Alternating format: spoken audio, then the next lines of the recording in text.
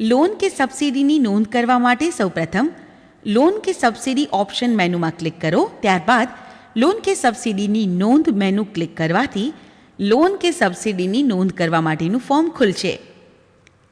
Loan કે સબસિડીની નોંધ કરવા માટે ઉમેરો બટન પર ક્લિક કરો. અરજીની તારીખ લખો.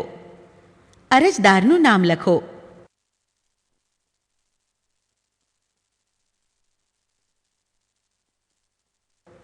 અરજદારની ઉંમર લખો. ભણતર પસંદ કરો. ધંધો પસંદ કરો.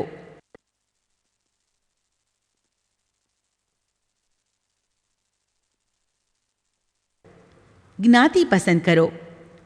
બીપીએલ કાર્ડ નંબર લખો. લોનની રકમ લખો. બેંકનું નામ લખો.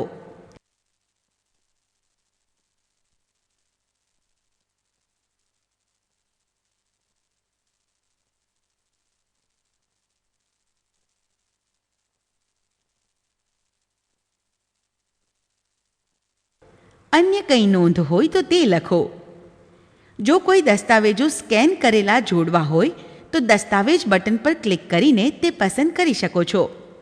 પસંદ કરેલ દસ્તાવેજોને જોવા માટે જુઓ બટન પર ક્લિક કરવાથી તેને જોઈ શકશો. લોનની વિગત ટેબ પસંદ કરો. ગ્રાન્ટ લોનની રકમ લખો. તારીખ લખો. ઉમેરો બટન પર ક્લિક કરતા ગ્રાન્ટ લોનની વિગત ગ્રીડમાં આવી જશે. જો ગ્રાન્ટ લોનની વિગત કાઢી નાખવી હોય તો લોનની રકમ પસંદ કરી કાઢો બટન પર ક્લિક કરતા નીકળી જશે. બેંકની ચૂકવેલી સબસિડીની રકમ લખો. તારીખ લખો.